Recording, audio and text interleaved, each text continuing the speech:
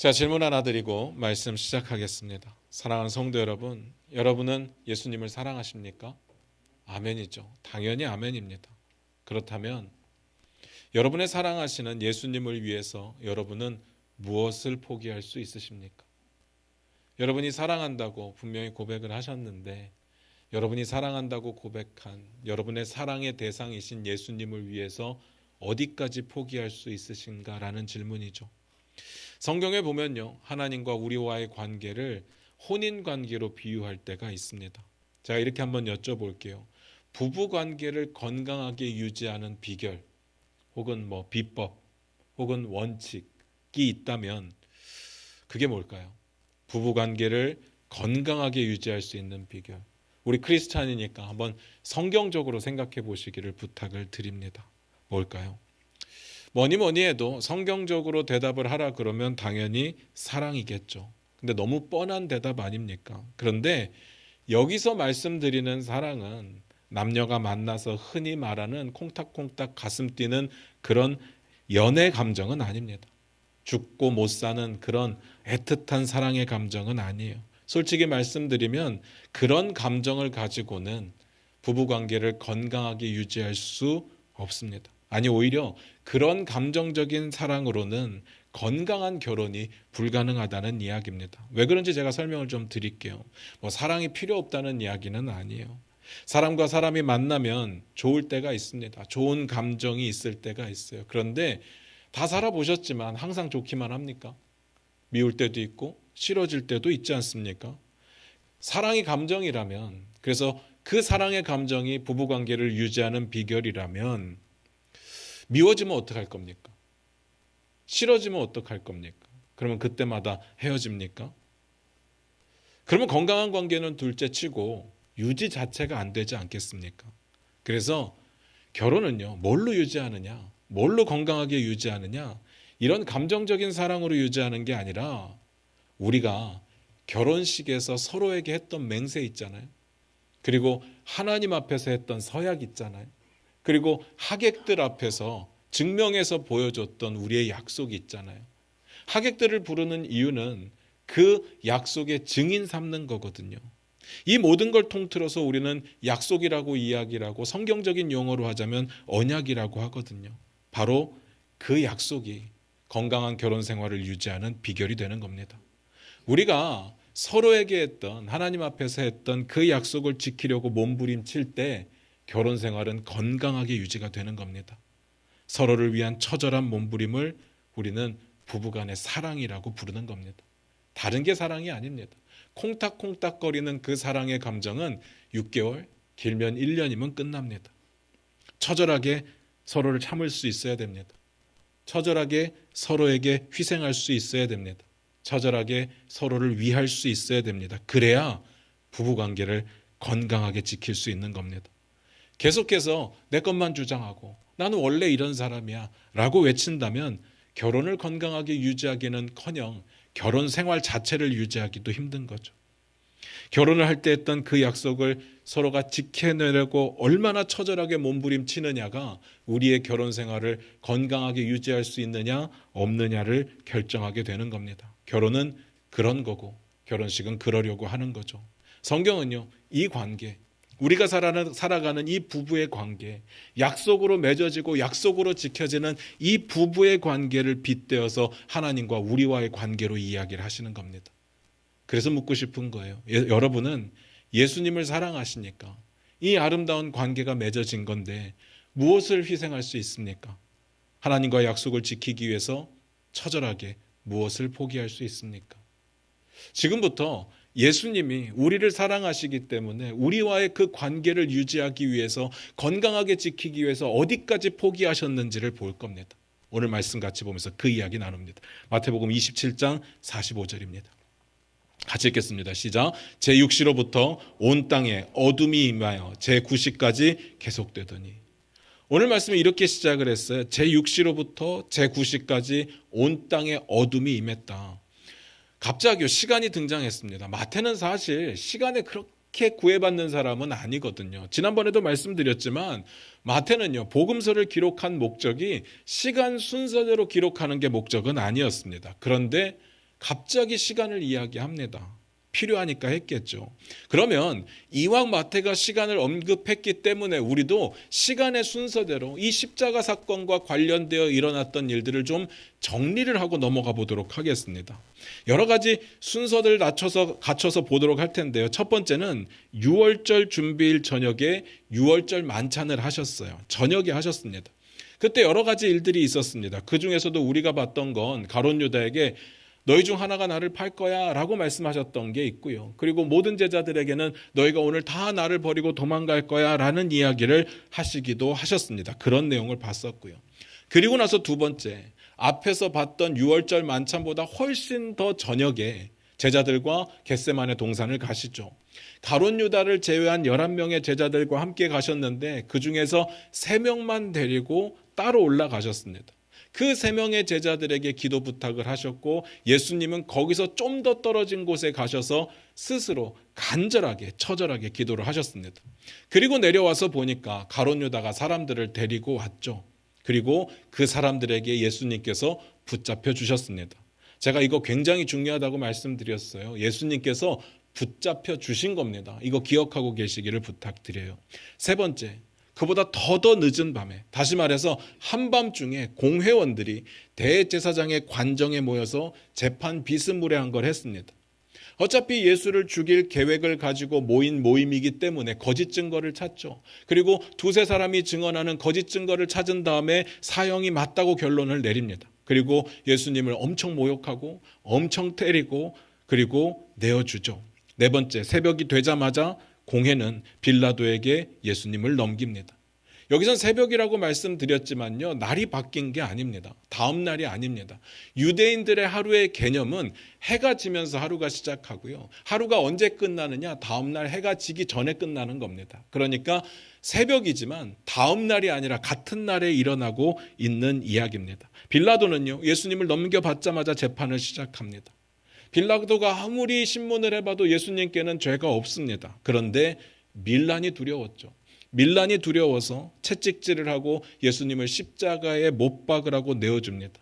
그리고 군병들이 예수님을 넘겨받은 다음에 그들의 일종의 놀이처럼 예수님을 조롱하고 때리고 끌고 나가게 되죠. 다섯 번째, 군병들이 예수님을 십자가에 못 박았습니다. 그런데 여기까지는 이제 시간의 순서대로 왔는데 이제 궁금해지는 게 있습니다.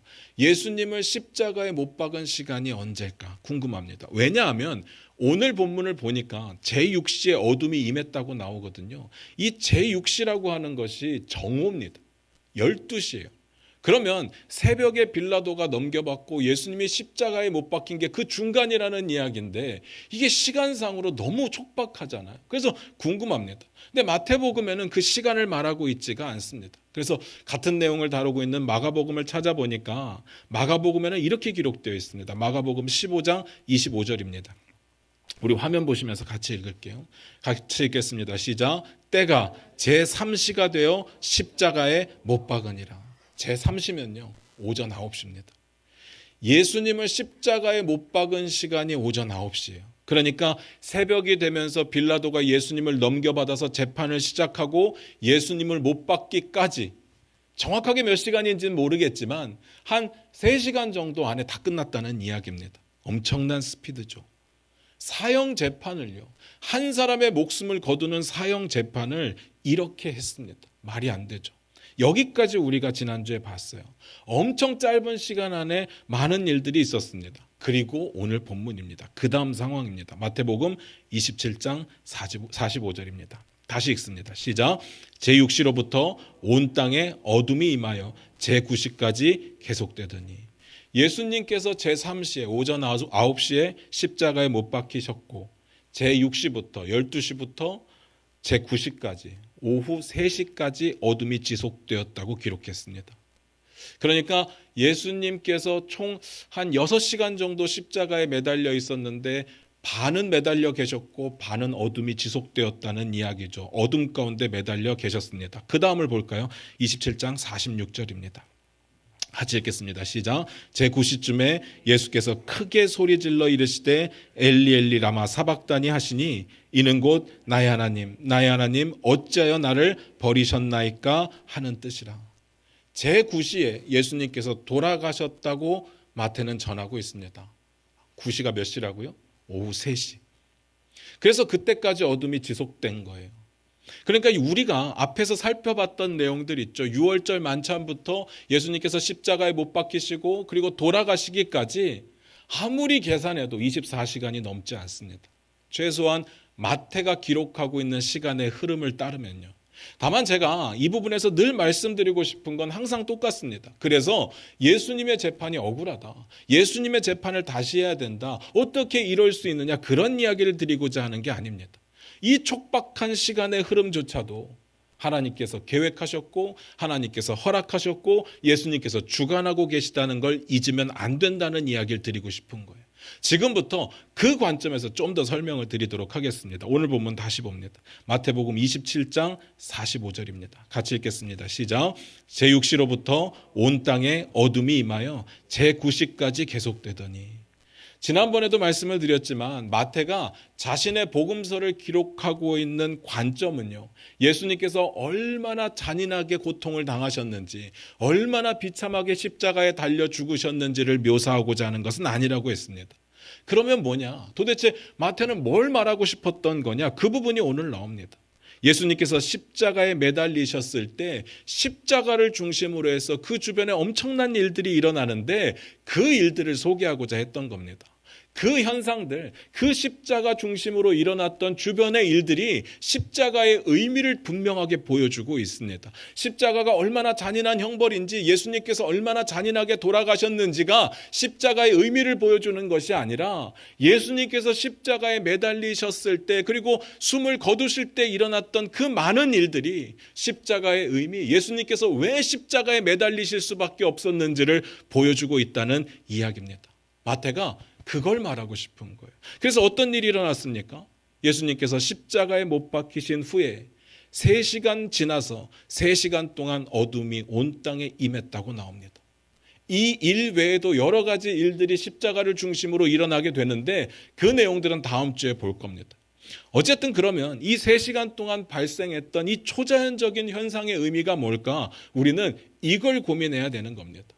구약에 보면요. 하나님께서 어둠을 허락하실 때가 나옵니다.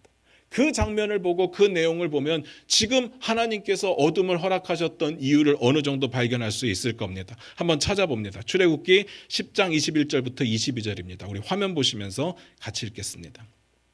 같이 읽습니다. 시작. 여호와께서 모세에게 이르시되 하늘을 향하여 내 손을 내밀어 애굽 땅 위에 흑암이 있게 하라. 곧 더듬을 만한 흑암이리라.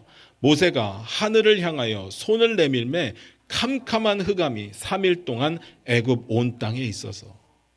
어떤 상황인지는 아시겠죠? 이스라엘 백성들이 애굽에서 400년 동안 노예로 있었습니다.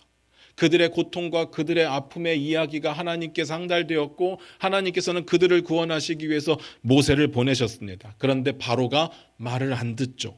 그래서 바로에게 그리고 애굽 땅에 10가지 재앙을 쏟아 부으시는데 그때 그 10가지 재앙 중에 9번째 재앙이 흑암이었습니다. 어둠.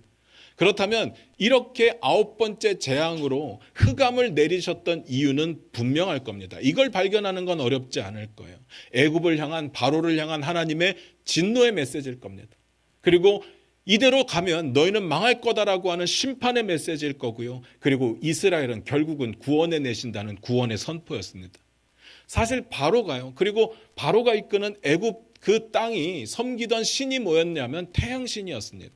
근데 하나님께서는요. 그 태양을 빛을 잃게 하신 겁니다. 니네가 믿는 신은 진짜가 아니다. 그저 피조물에 불과하다. 내 앞에서는 아무 의미가 없다. 그거 보여주셨습니다. 그러니까 너희는 내 백성을 가게 하라. 안 그러면 너희는 죽는다라고 하는 그런 경고의 메시지가 들어있는 거죠. 오늘 본문의 의미와 저는 동일하다고 생각을 합니다. 그러고 보면 왜 예수님의 십자가를 6월절 어린 양의 피라고 묘사하는지를 알 것 같아요. 출애굽의 6월절과 연결이 되고 있기 때문에 그렇습니다. 예수님께서 십자가에 죽으신 날이 6월절 준비일이었습니다. 결국은 6월절 어린 양을 잡아서 그 피를 문 설주와 문 임방에 바르며 하나님의 구원, 하나님의 심판을 기다리던 그 순간의 모습하고 비슷한 날인 거죠. 결론부터 말씀드릴게요. 오늘 예수님께서 십자가에 못 박히셨을 때 임했던 어둠은요, 하나님의 진노, 하나님의 심판, 그리고 구원의 선포였습니다. 어렵지 않습니다. 그런데 중요합니다. 물론 지난번에도 말씀드렸지만 예수님께서 십자가에 죽으시고 사흘째 되던 날 부활하셨는데 그 중간 사이에 예수님께서 어떤 일이 있었는지, 예수님이 무슨 일을 하셨는지, 어떤 일을 당하셨는지는 우리가 알 방법이 없습니다. 그리고 예수님의 죽으심과 우리의 대속이 어떻게 연결되는지도 사실은 정확하게 알 방법은 없어요. 우리가 어떻게 구원받았는지도 잘 알 방법은 없습니다. 다만 분명한 것 하나는요, 예수님께서 십자가 사건으로 구약에서 약속하신 대로 심판과 구원이 이루어졌다는 건 확실합니다. 그러면 이 내용 가운데 우리가 분명히 알겠는 건 우리가 구원받았다는 거예요. 예수님이 십자가에 죽으셔서 우리가 구원받았다는 사실입니다. 그런데 우리가 구원받는다는 것은 어둠의 의미에서 한 가지의 의미였고요, 다른 한 가지의 의미는 뭡니까? 심판이었거든요. 그럼 심판은 뭡니까? 이미 심판이 임했습니까? 요한복음 5장 24절에 이렇게 기록되어 있습니다. 우리 화면 보시면서 같이 읽겠습니다. 같이 읽겠습니다. 시작. 내가 진실로 진실로 너희에게 이르노니 내 말을 듣고 또 나 보내신 이를 믿는 자는 영생을 얻었고 심판에 이르지 아니하나니 사망에서 생명으로 옮겼느니라. 잘 생각하셔야 됩니다. 이게 엄청난 이야기거든요. 심판은 마지막 날에 있을 일입니다. 그런데 우리는 이미 심판에 이르지 않게 되었습니다. 심판을 받지 않게 되었습니다. 죄 용서함을 받았고 구원을 받았습니다. 이미. 신기하지 않습니까?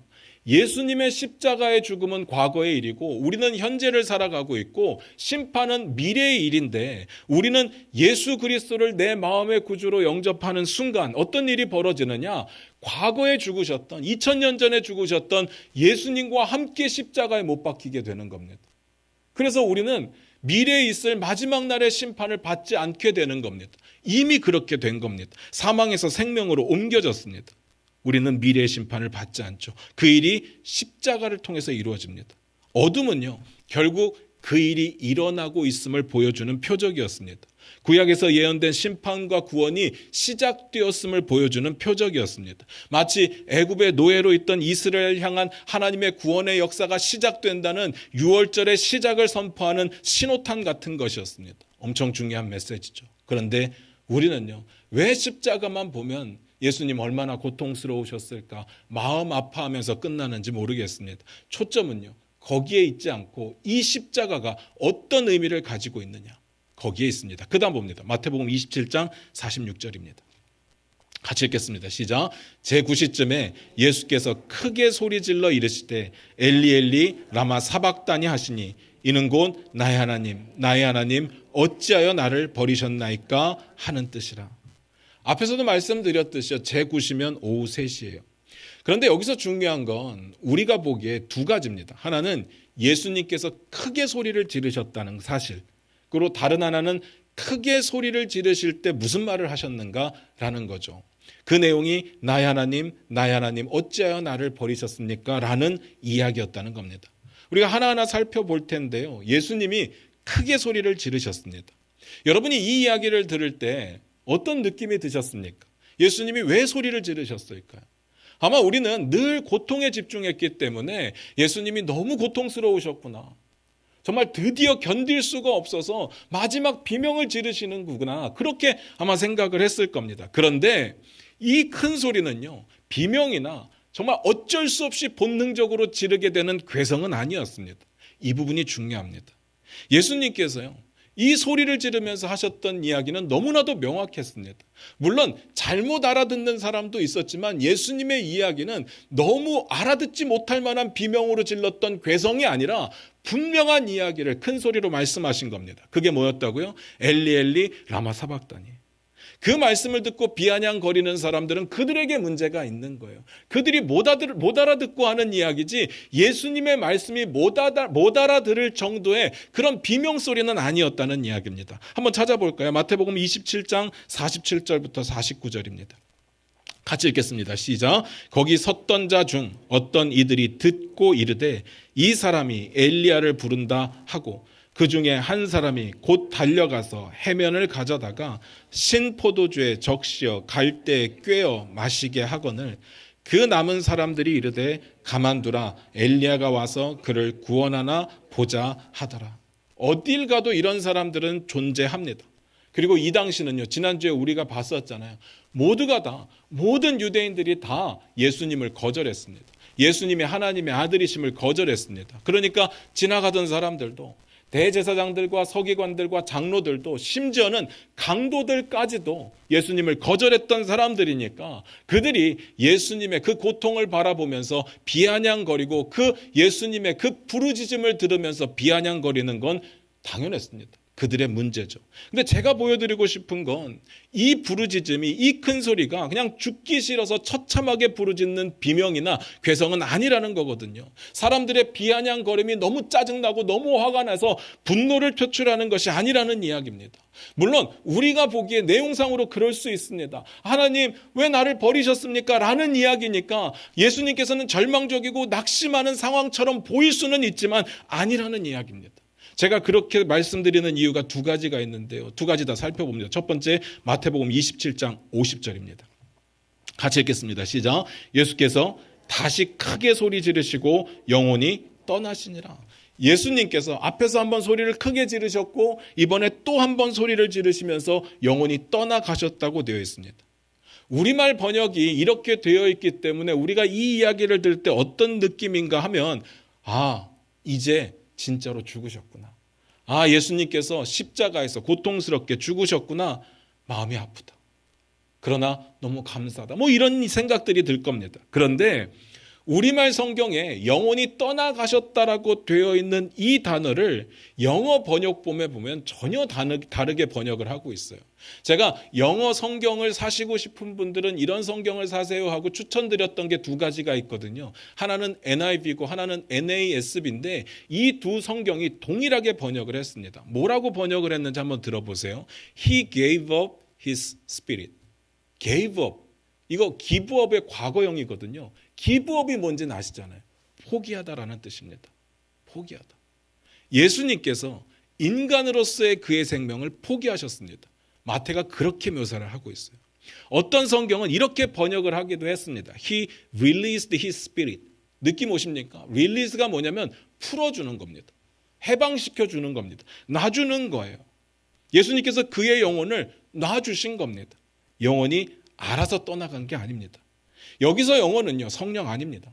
생명입니다. 인간으로서의 생명. 그러니까 예수님이 이 상황에서 뭘 하셨느냐? 자신의 생명을 포기하셨습니다. 물론 자살은 아닙니다.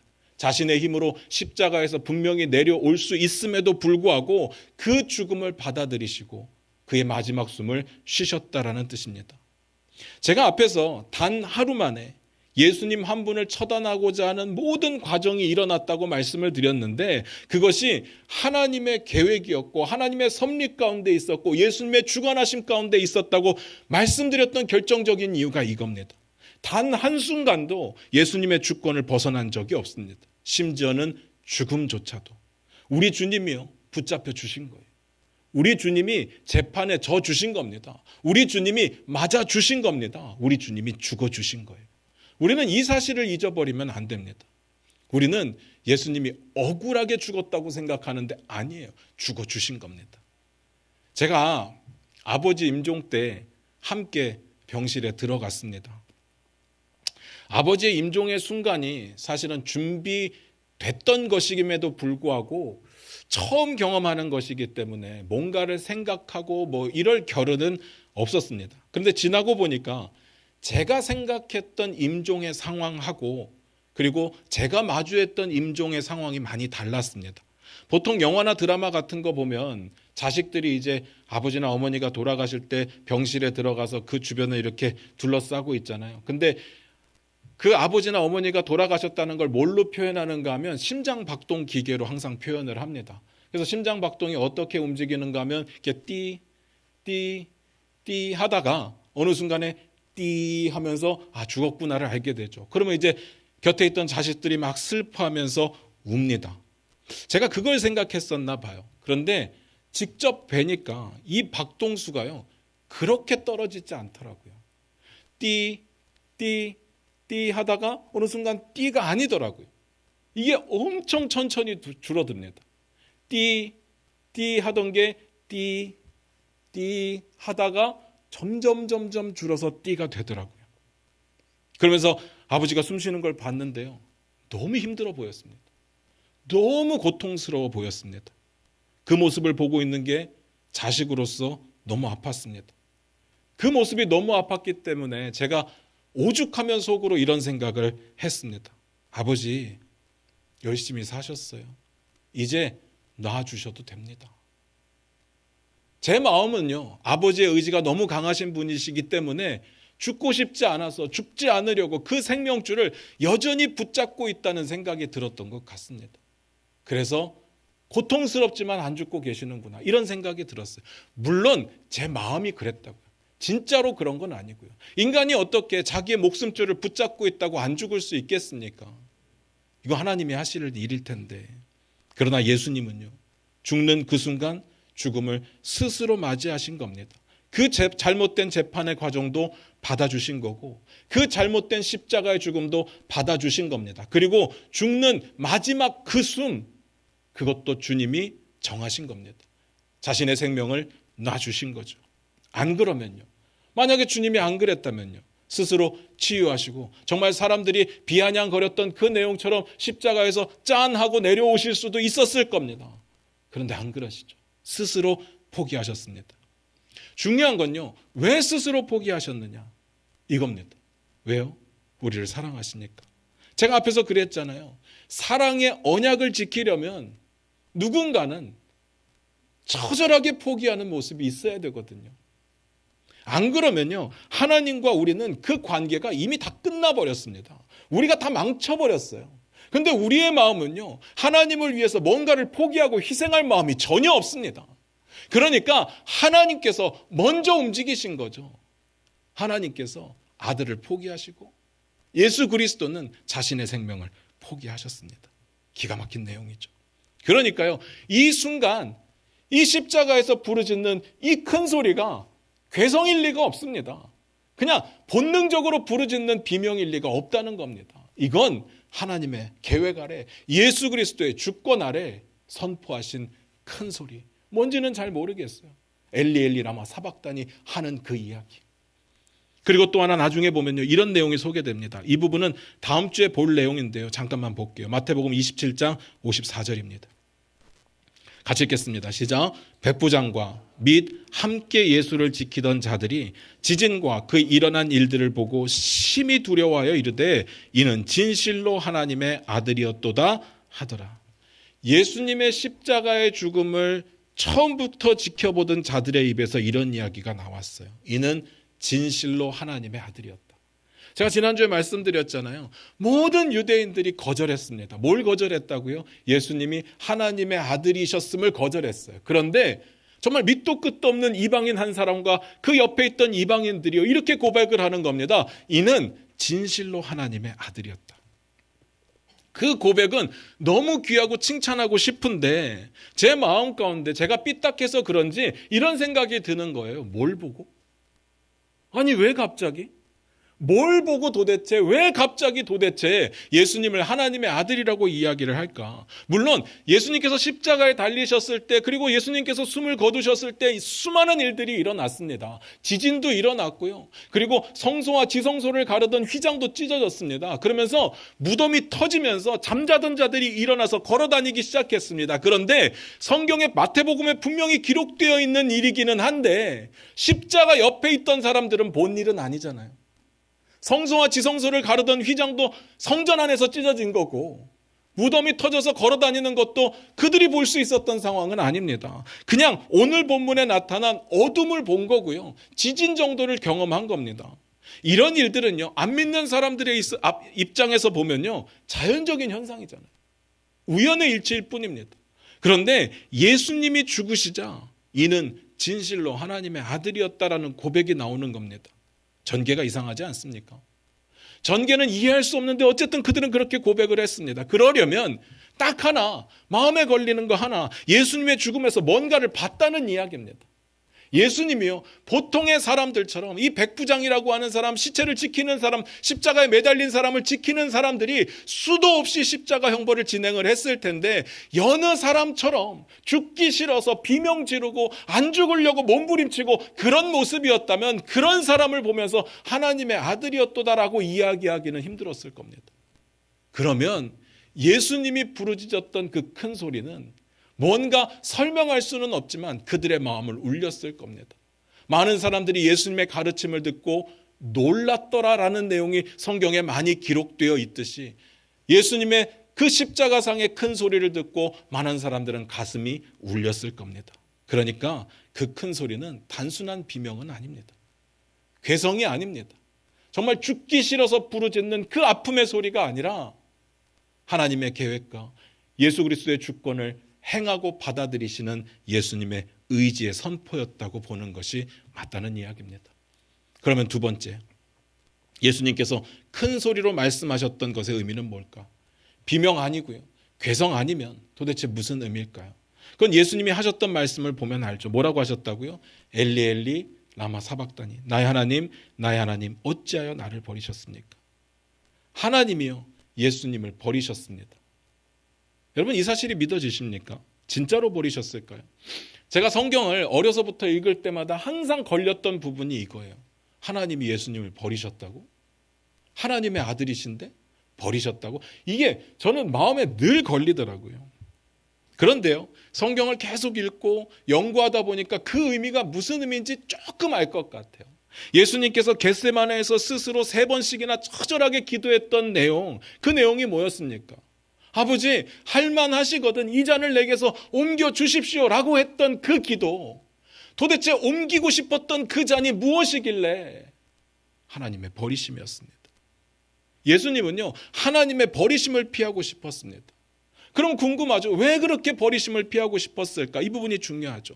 우리는 하나님이 버리셨다라는 말의 의미를 정확하게 알 수는 없습니다. 확실한 건 버리셨다니까 하나님과의 단절은 확실한 것 같아요.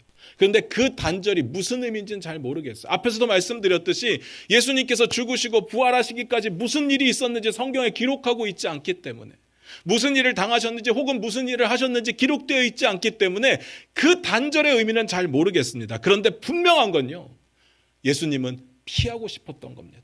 할 수만 있다면 그 단절을 피하고 싶었습니다. 하나님이 버리시는 그 상황을 마주하고 싶지가 않았습니다. 그런데 결과적으로 어떻게 되느냐? 하나님은요, 아들을 버리셨고 예수님은 그 버리심을 받아들이셨습니다. 다시 말해서 자신의 생명을 포기하셨습니다. 그러면서 구원의 역사가 시작됩니다. 관계는요, 누군가가 자신을 희생하고 누군가가 자신을 헌신할 때 유지될 수 있는 거죠. 하나님은 아들을 포기하셨고 예수님은 자기 생명을 포기하셨고, 그래서 우리를 구원하셨을 때 무너졌던 관계가 회복되고 하나님의 자녀로서의 새로운 관계가 만들어진 겁니다. 관계는 약속을 이루기 위한 처절한 몸부림입니다. 그럴 때 맺어지고 유지되는 겁니다. 하나님께서 그 일을 이루셨습니다. 말씀 마무리 지을게요. 우리가 앞에서 그런 이야기를 했어요. 우리는 예수님을 사랑하니까 예수님을 위해서 뭘 포기할 수 있습니까? 뭘 포기할 수 있습니까? 우리는 지금까지 하나님이, 예수님이 우리를 사랑하셔서 우리와의 관계를 회복시키기 위해서 무엇까지 포기했는지를 봤습니다. 뭘 포기했다고요? 하나님은 아들을 포기했고요, 예수님은 생명을 포기했습니다. 하나님의 버리심 정말 피하고 싶었는데 그 피하고 싶은 마음을 포기했습니다. 그렇다면 하나님과의 새로운 관계 가운데 살게 된 우리는요, 하나님과의 그 관계를 건강하게 유지하기 위해서 뭘 포기할 수 있을까요?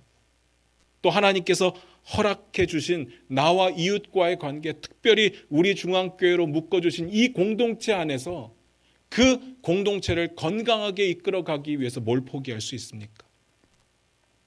하나님은 아들을 버리셨고요, 예수님은 생명을 버리셨습니다.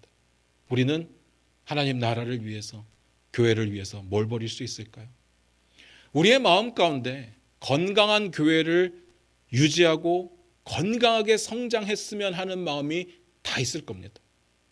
제가 그걸 어떻게 아는가 하면요. 우리 교인들은 우리 교회가 성장하기를 당연히 원하겠죠. 그런데 우리 교회를 보니까 우리 교회를 위해서 기도해 주시고 후원해 주시는 분들이 정말 많아요. 정말 많아요. 보통은요. 개척하고 3년 지나면 모든 후원은 끝납니다. 그래서 3년 안에 자립하지 못하면 그 교회는 도저히 성장할 수 없다는 게 개척하는 사람들의 이야기예요. 근데 우리가 개척하고 나서 7년 동안요. 그 후원이 줄어들지가 않습니다. 우리 교회를 위해서 기도해 주시는 분들이 줄어들지가 않아요. 왜 그럴까? 곰곰이 생각을 해봤습니다. 도대체 왜 그럴까? 대부분 저와 관계를 맺고 있는 지인들이긴 합니다. 그런데 결코 제가 잘나서는 아니에요. 그러면 그들은 뭘 보고 지금까지 후원하고 있을까? 그들의 마음 가운데 분명히 이런 마음이 있다고 생각을 합니다. 건강한 교회를 꿈꾸고 있는 마음, 건강한 교회를 추구하고 있는 이 교회가 정말 우리가 원하는 대로 건강하게 성장하고 유지되기를 바라는 마음, 그 마음에서 지금까지 기도해주고 있는 게 아닐까. 우리 공동체도 아닌데, 우리와 관계도 없는데, 그들의 삶의 많은 부분에서 그들이 포기한 것들이 있었기 때문에 우리가 지금까지 교회를 아름답게 키워갈 수 있었던 것이 아닐까 생각을 하는 겁니다. 그들의 희생이 우리가 지금까지 교회를 유지할 수 있는 일종의 밑바탕이 되었던 거죠. 그러면요, 우리와 아무 상관없는 그들도 교회가 건강하게 성장하기를 바라면서 자신들의 삶의 많은 것들을 내어놓고 포기했는데, 우리 중앙교회는요, 우리 중앙교회 성도들은요, 아름다운 교회를 위해서 건강한 교회를 꿈꾸면서 뭘 포기할 수 있을까? 뭘 희생할 수 있을까? 라는 거죠. 우리 안에 하나님과 맺어진 새로운 관계, 하나님께 맺어주신 아름다운 공동체, 이 관계를 지키기 위해서 우리는 처절하게 몸부림쳐야 됩니다. 그냥 시간이 지나면 알아서 성장하겠지, 건강한 교회 되겠지, 절대로 되지 않습니다. 담임 목사가 알아서 하겠지? 아닙니다. 담임 목사의 철학이 좋으니까 되겠지? 아닙니다. 한 사람, 한 성도가 마음을 다해서 함께 마음을 모으지 않으면 교회는 결코 성장하지 않습니다. 우리 안에 처절한 인내, 처절한 희생이 필요합니다. 서로를 위해 처절한 노력이 필요합니다. 그러니까 저와 여러분은 하나님을 위해서 뭘 포기할 수 있습니까?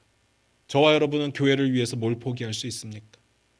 여러분의 시간 내어놓을 수 있겠습니까? 아무리 피곤해도 여러분의 에너지를 내어놓을 수 있겠습니까? 우리의 관심을 빼앗아가는 수많은 것들이 세상에 존재하는데 그 모든 관심을 제쳐놓고 교회를 향한 관심으로 살아갈 수 있겠습니까? 그래서 교회를 위해 기도하시겠습니까? 이 교회는요, 예수 그리스도의 몸된 교회거든요.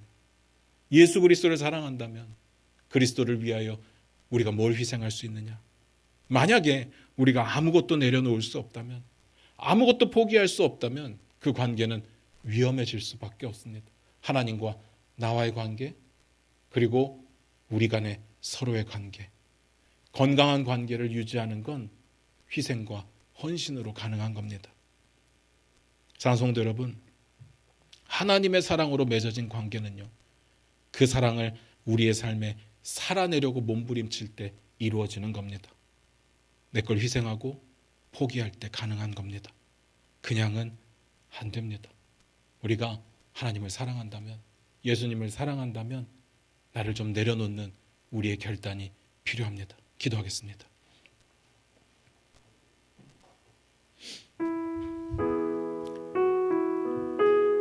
우리 반주 들으시면서 잠깐 한번 기도했으면 좋겠습니다. 우리는 참 쉽게 고백합니다. 하나님 사랑합니다. 주님 사랑합니다. 주님 영광 받으시옵소서. 참 많이 고백하는데요, 우리의 삶에서는 어떻습니까? 하나님과 우리와의 관계는 언약의 관계입니다. 그러면 그 언약의 관계를 건강하게 유지하는 비결은요, 언약을 지키는 겁니다. 하나님은 약속하신 대로 아들을 포기하셨고 예수님은 자신을 포기하셨습니다. 이제 우리 차례 아닙니까? 우리는 뭘 포기할 수 있을까요? 이건 단순한 헌금의 문제가 아닙니다. 교회를 사랑하며 내 시간과 내 에너지와 내 열정과 내 관심과 내 기도가 교회를 향해서 있느냐라는 질문이죠. 나의 미래를 위해서, 나의 어려운 문제를 위해서, 내가 원하는 것들을 위해서는 언제든지 모든 에너지를 쏟을 수 있지만 주의 나라를 위해서, 주의 교회를 위해서 할 수 없다면 우리가 꿈꾸는 건강한 교회는 힘들지 않을까 생각을 합니다. 감히 부탁드립니다. 오늘 이 시간 결단했으면 좋겠습니다. 교회를 사랑합니다. 주님의 몸 되신 교회를 사랑합니다. 주님을 사랑합니다. 그러기에 나를 내어 하나님을 높이기를 원합니다. 우리 다 같이 그렇게 기도하며 나아가길 원합니다. 기도하겠습니다.